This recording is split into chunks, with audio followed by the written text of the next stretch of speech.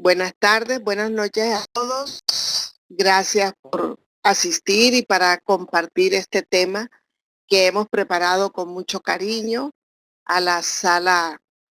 del chat de los Centros de Estudios Espíritas Sin Fronteras. El tema que vamos a tocar hoy se llama Personalidades Múltiples, extraído del libro Días Gloriosos, dictado por el espíritu Juana de Ángelis y recibido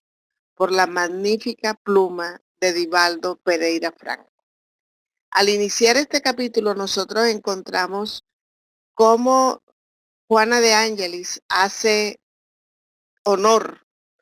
a Pierre Janet, un maestro, y por eso resaltamos esta personalidad insigne, destacando quién fue, qué hizo, cuál fue su aporte y por qué Juana de Ángelis lo trae a este capítulo. Pierre Marie Félix Janet, conocido simplemente como Pierre Janet, nació en París el 30 de mayo de 1859 y desencarnó en París el 24 de febrero de 1947. Fue considerado junto a William James y Wilhelm Wundt como uno de los padres fundadores de la psicología. Tuvo muchísimos trabajos que veremos más adelante que fueron de mucho destaque, pero de él podemos decir que Pierre Janet ingresó a la escuela normal superior en 1879, donde se formó como profesor. De 1882 a 1889 hizo clases en los liceos de Châteauroux y Havre, mientras preparaba su tesis de doctorado en psicología, que era entonces solo una rama de la filosofía. En 1889 presentó su tesis en la Universidad de París titulada Automatismo psicológico. En ese mismo año, Pierre Janet es invitado a trabajar con el famoso neurólogo Jean-Martin Charcot, director del mayor manicomio parisino, La Salpêtrière, que utilizaba la hipnosis en el estudio de la histeria. Vislumbrando el potencial de Janet, el profesor Charcot le encargó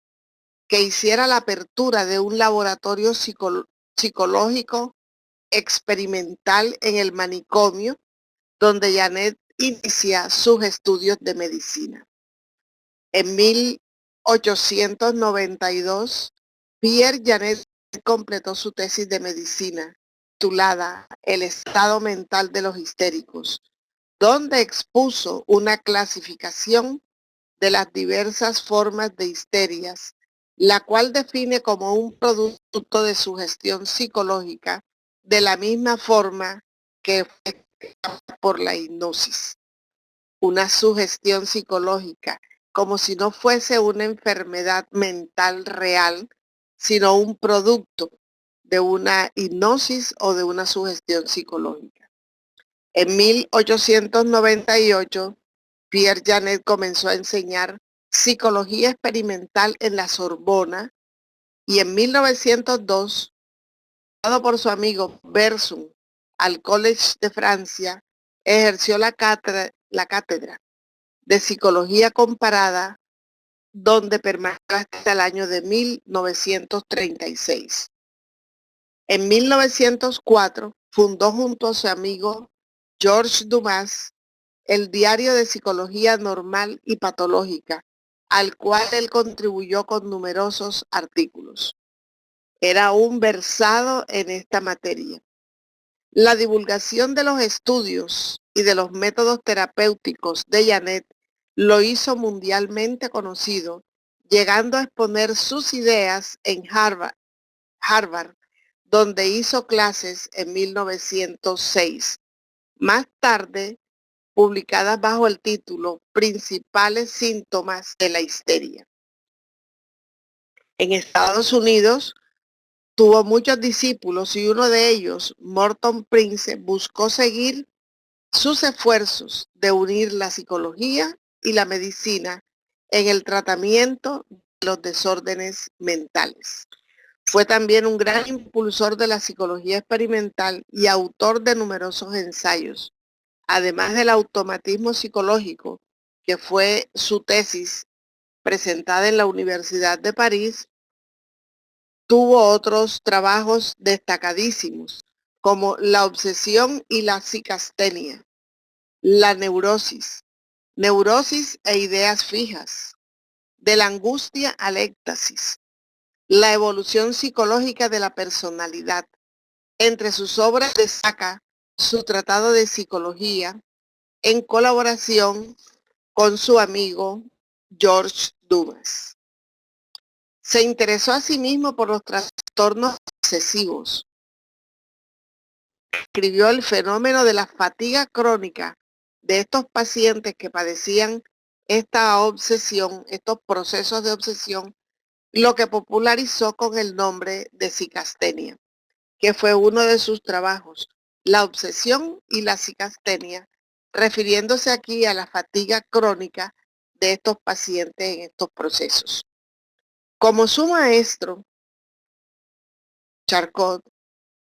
Pierre Janet también trabajó en el tratamiento de la neurosis y de la histeria.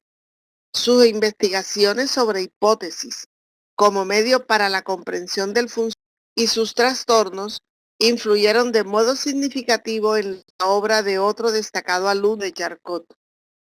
Sigmund Freud, considerado, como dijimos al inicio, junto a William James y Wilhelm Wundt, uno de los padres fundadores de la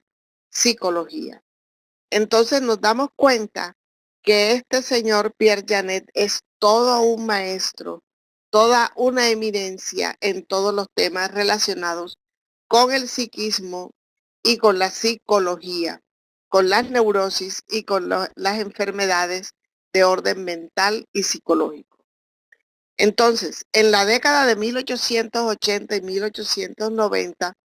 se identifica el subconsciente, el consciente y el inconsciente. Y esto lo aprovecha el profesor Pierre Janet para poder explicar los fenómenos mediúnicos de naturaleza intelectual como un resultado patológico que se presentan como personalidades múltiples o parasitarias. Estas personificaciones tendrían origen en los diversos acontecimientos durante la existencia del ser. Cuando hablamos de la existencia del ser, nosotros sabemos que tenemos una preexistencia, una vida de gestación, tenemos una infancia primera, una infancia avanzada, una preadolescencia, adolescencia, una juventud y diversos periodos de adultez. Esas personificaciones tendrían el origen en esos diversos acontecimientos durante la existencia del ser, particularmente en el periodo infantil, cuando el mismo ser, abrigando sueños y ambiciones, al no conseguir aquello que realmente desea,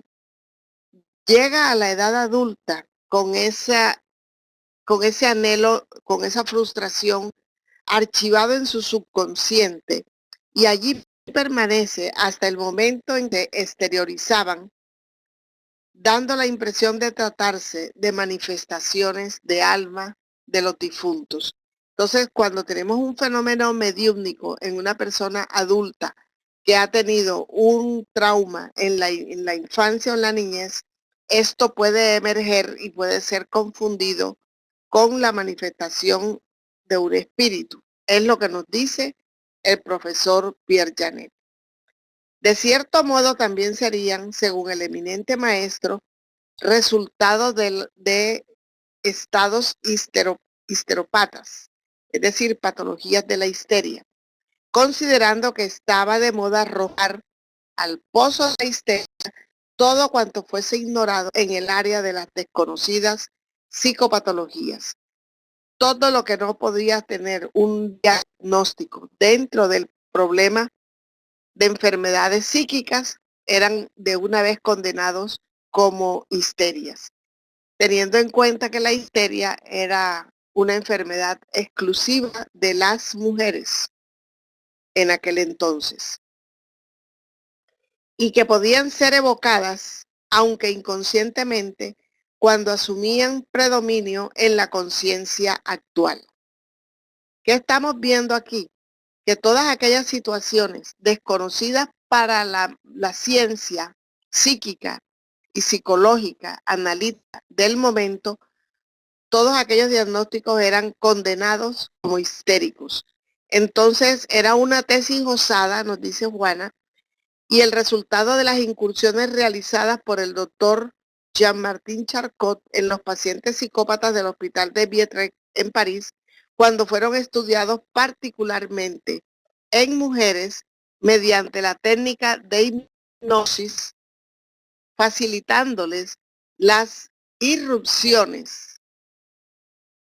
de los desajustes emocionales que se convertían en unas catarsis liberadoras de los conflictos y traumas de los cuales eran portadoras. Entendemos entonces que estas mujeres que bajo la hipnosis abrían su alma y explicaban todos sus traumas, todos sus conflictos, todo lo que traían incrustado en su ser por aquellos anhelos no realizados, no satisfechos, en esos periodos, especialmente en de la infancia, representaban una catarsis liberadora. Por eso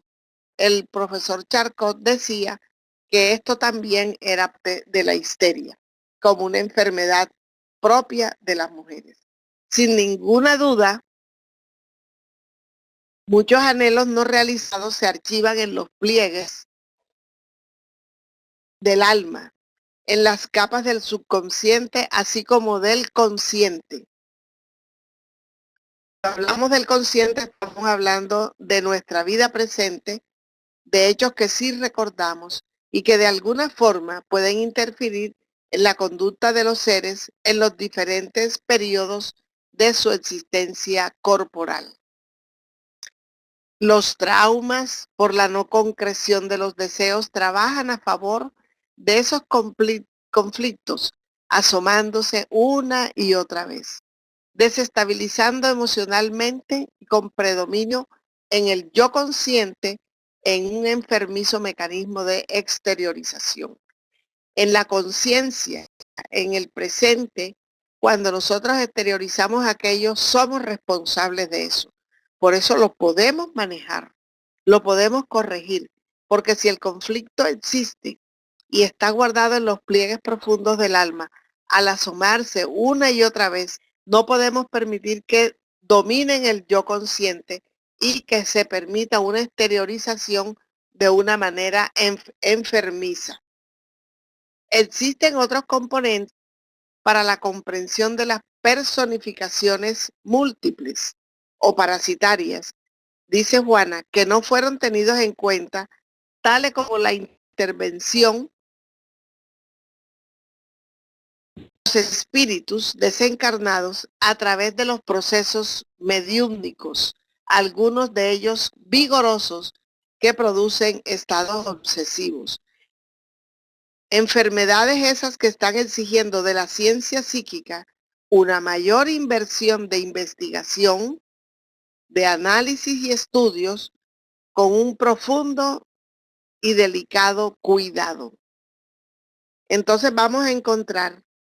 que nosotros, los espíritus, que somos seres eternos, que tenemos innumerables oportunidades para desarrollar nuestras capacidades iluminativas, somos portadores de valiosos tesoros que nos ofrece la divinidad. Y como no siempre el ser humano sabe conducirse, los aplica de manera egoísta, precipitada y insensatamente. Somos insensatos al utilizar todos esos tesoros que nos da la divinidad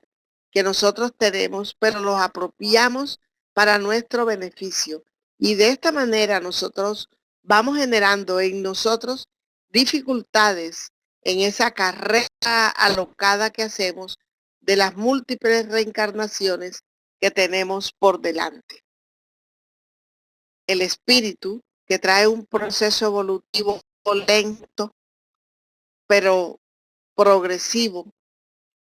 es un ser inexperto, se compromete, se equivoca y retorna casi siempre en las vidas sucesivas para volver a aprender, para adquirir el discernimiento que será el conductor de su libre albedrío, moderador de las actitudes, no siempre auscultando, dando lugar a luchas desastrosas y a conquistas de recursos que no solamente perturban, cuando dan origen a animosidades graves, a odios que se arrastran durante siglos, a marañas de sufrimientos que deben enfrentar a lo largo de un proceso interior.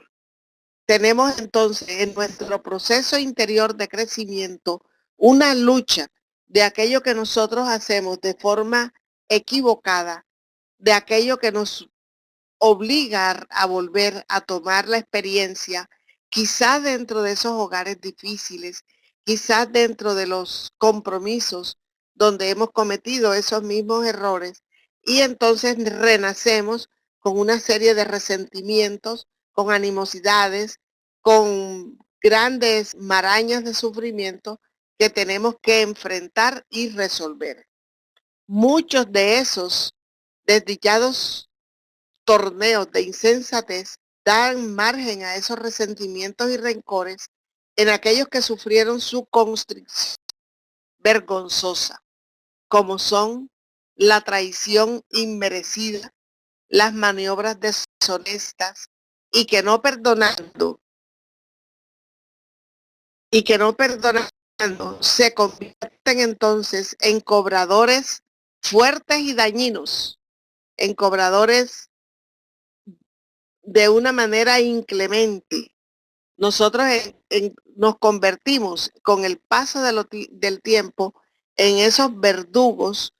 para hacer daño en ese cobro por habernos causado el mal, el robo,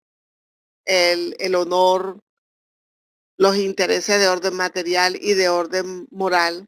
dando entonces origen a ondas de odio que los atraen e imantan un doloroso proceso psicopatológico desconcertante. Nosotros conocemos que ese proceso psicopatológico es la obsesión. Y esta obsesión se va propagando de una manera física y psíquica en los espíritus, de los espíritus sobre los individuos humanos, y se va haciendo una propagación cada vez más voluminosa, aumenta cada día sus víctimas y es como un recurso depurador moral para los que de alguna manera dilapidaron o dilapidamos las leyes que tuvimos para nuestro beneficio y que nosotros no aprovechamos. Pero lo importante es que sepamos que la divinidad rompe ese ciclo de acción y reacción, de esa rueda llamada karma, porque hay un recurso que nos presenta divinidad para que no sigamos convirtiéndonos o pasando de una experiencia de verdugo, otra de víctima, otra de verdugo y otra de víctima, acabar con ese ciclo. Y tenemos entonces que entender que la divinidad no necesita que ninguna víctima se convierta en cobrador de deudas, en verdugo de su prójimo, aunque él haya sufrido numerosos abusos, por cuanto dispone de mecanismos apropiados para atender para cada uno de los atentados que haya sufrido, y que esos mecanismos están inscritos en la conciencia de todas las víctimas, de todos los obsesores, de todos los verdugos, allí de todos los seres humanos. Sin embargo, el estado primitivo de las víctimas sintoniza con aquel que lo hirió y afligió, estableciéndose entre ellos la identificación psíquica y vibratoria que propicia la interferencia en los campos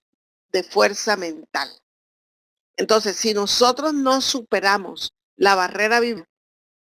vamos a estar siempre en la misma franja de identificación con aquel que nos ataca, o más tarde aquel a quien nosotros atacamos. Entonces, siempre vamos a tener la interferencia en esos campos de fuerza mental para dar lugar a los mecanismos de las entidades que de manera parasitaria se colocan dentro de nuestra franja vibratoria y psíquica para poder formar parte de esa persecución espiritual. Este es uno de los capítulos más dolorosos en el intercambio con los espíritus, porque a medida que el antiguo verdugo purga, aún sin saberlo, aquel que fue su víctima se transfiere para el nefasto lugar de aquel a quien combate. Al convertirse en juez y cobrador, se transforma en sicario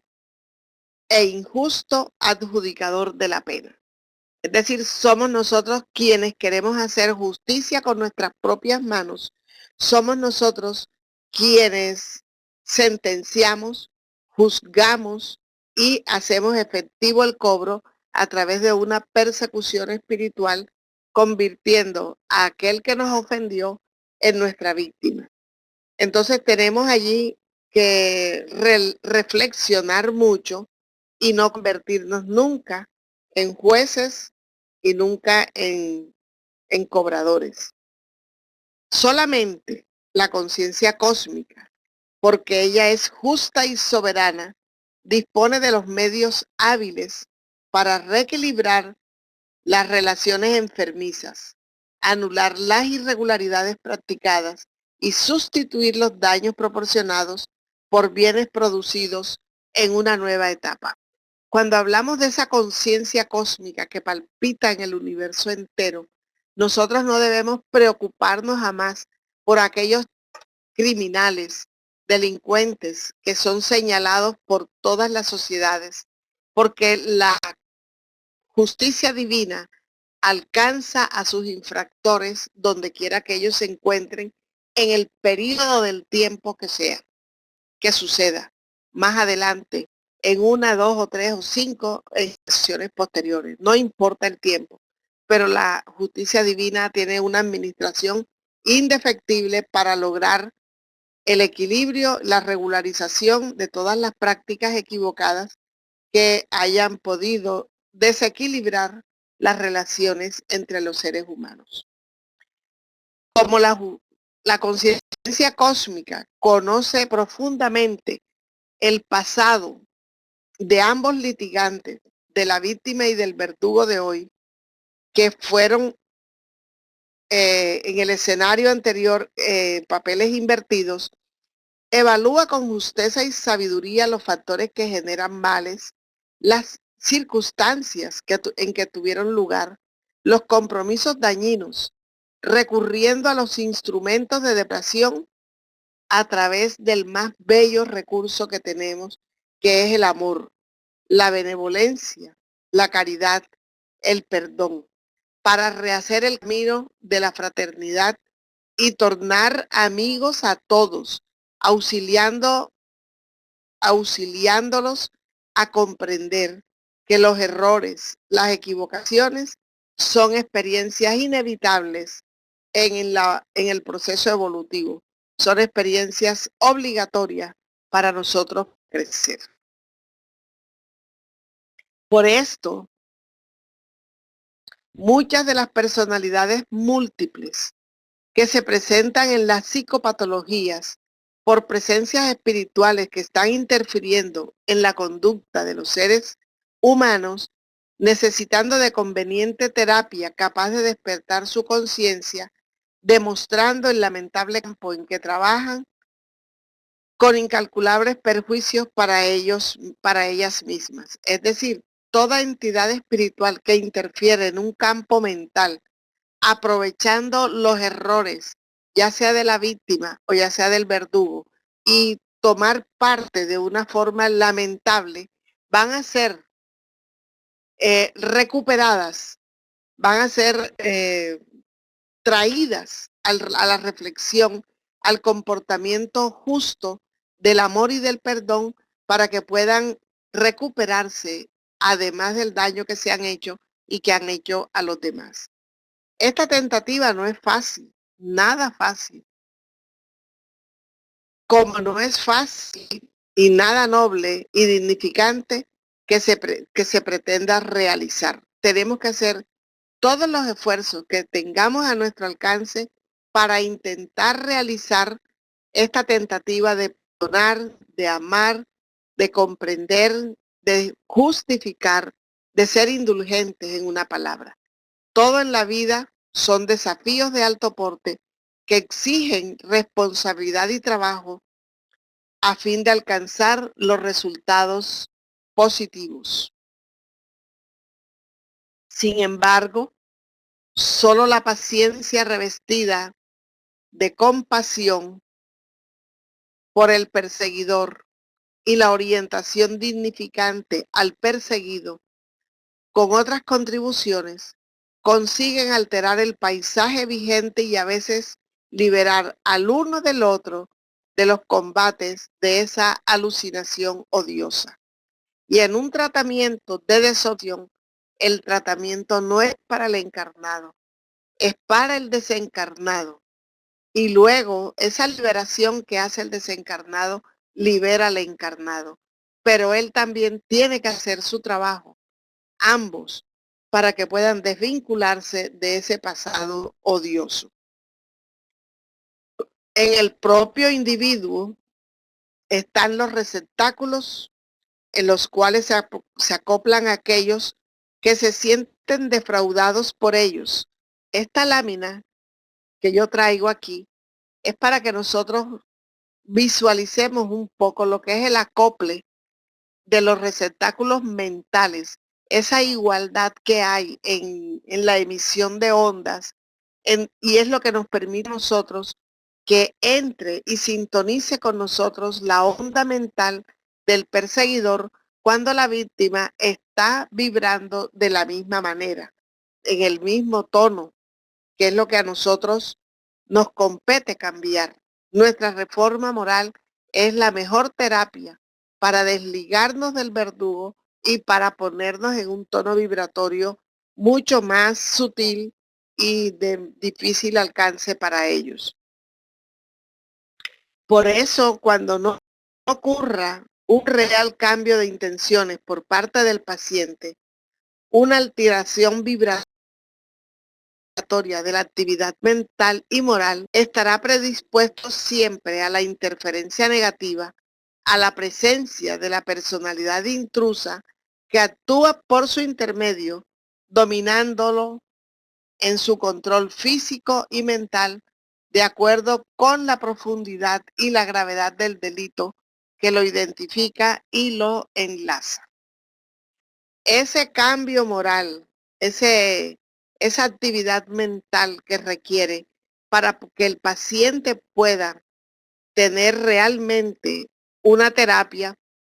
que es la tarea que le corresponde, los valores, en los valores que encontramos dentro del Evangelio. Entonces, simultáneamente se puede encontrar también como factor propiciatorio la presencia de personificaciones parasitarias, ya no tan obsesivas, sino dependientes, las reminiscencias no diluidas en el inconsciente. Cuando vivimos anhelando aquel ser que desencarnó, que nos hace falta, que lo tenemos de alguna manera vinculado en el hogar, todas esas, todos esos recuerdos, esas reminiscencias en el inconsciente atraen a estas entidades y ellas forman parte de nuestro desenvolvimiento social sin darnos cuenta. Son existencias del pasado, particularmente aquellas en las que hubo un predominio de experiencias fuertes que continúan resumando de esos profundos simientes y depósitos, asumiendo el control sobre el yo actual. Cuando aquel ser que se fue y que no lo ayudamos a que evolucione, sino que lo anhelamos y lo atraemos, aunque en la vida de nosotros haya dejado una huella muy fuerte, eso hace que también se convierta ese ser en una personalidad parasitaria. Casi siempre son recuerdos de comportamientos muy severos que se grabaron vigorosamente en los paneles del alma y automáticamente resurgen, sobreponiéndose al estado de lucidez y pasando a dirigir las actitudes presentes. Entonces nosotros vamos a ver aquí toda esa serie de valores que tenemos que trabajar: la humildad, la sinceridad, la caridad, la responsabilidad, tolerancia, indulgencia, unidad y justicia, para poder pasar a otro estado vibratorio que nos permita a nosotros manejar mejor la situación actual de nuestro consciente presente y no dejarnos absorber por las reminiscencias, las melancolías de aquello que ya pasó y que tiene una realidad diferente a la que nosotros queremos que permanezca. Entonces vamos a entender entonces que esas impresiones fuertes que han quedado en nosotros tienen una, una personalidad en nosotros, tienen una influencia fuerte, de manera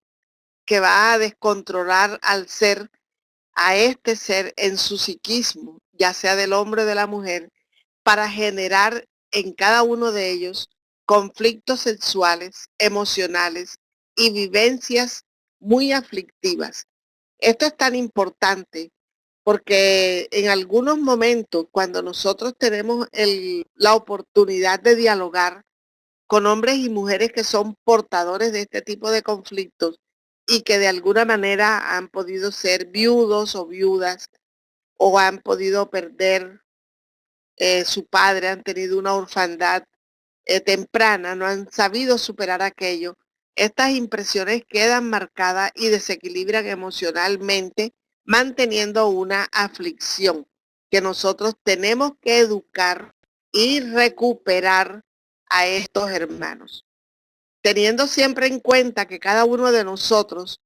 tiene su propia historia, la historia de cada vida que está impresa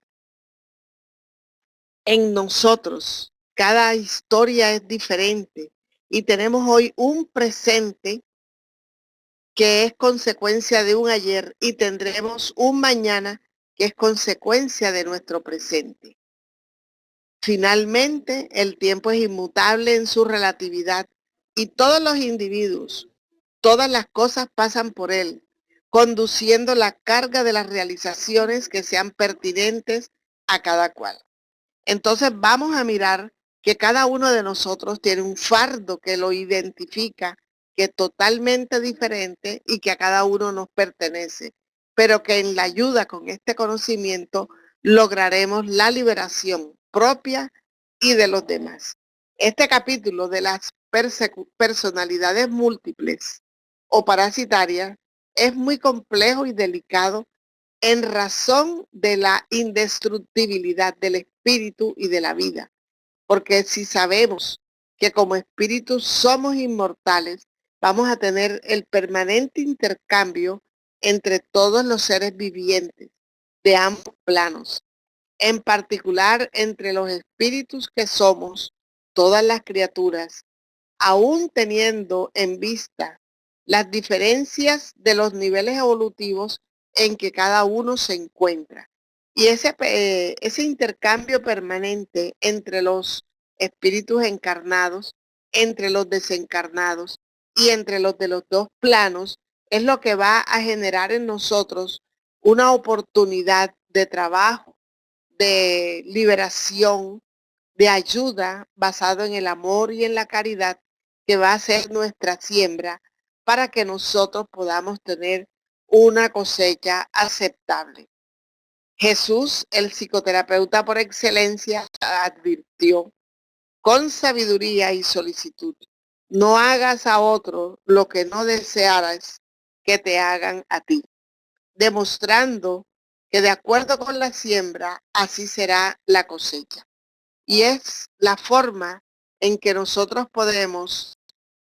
lograr tener una salud integral que será siempre el resultado de una conciencia sin culpa, de un corazón dulcificado y de una conducta equilibrada. De esta manera nosotros encontramos en este capítulo un tratado evangélico espírita con profundidades, digamos, del manejo de la psicología y de la conducta, cuando penetramos un poco en la infancia, en la gestación y en la preexistencia del paciente, y nosotros logramos descubrir que su proceso patológico tiene raíces en una conducta irregular por unos abusos cometidos dentro del libre albedrío, dentro de los tesoros que la divinidad nos dio y que por habernos equivocado tenemos que reparar, pero que no siempre la reparación puede ser un proceso obsesivo. Podemos tener reparaciones de amor-sacrificio, de amor-entrega, de amor-donación, que es a lo que nos está llamando el Evangelio de Jesús. Muchísimas gracias por su atención.